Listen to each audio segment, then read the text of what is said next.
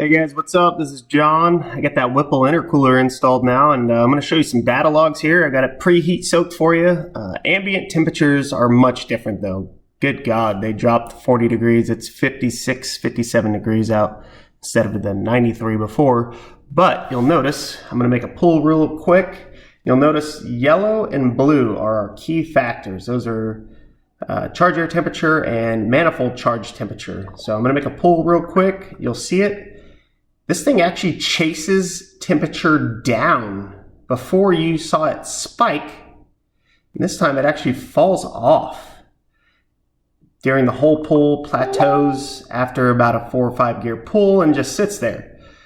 I'm going to fast forward here. You'll notice I let it catch back up. And you'll also see, again, it drops off during a pull. It's kind of wild.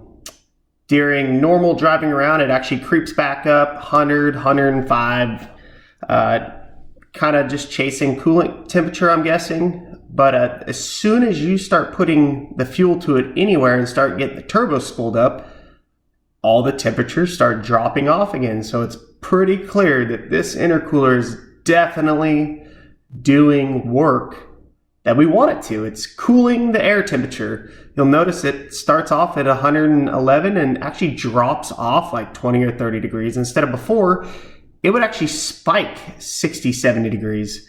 So far it's a solid investment. This is bone stock vehicle, bone stock tuning.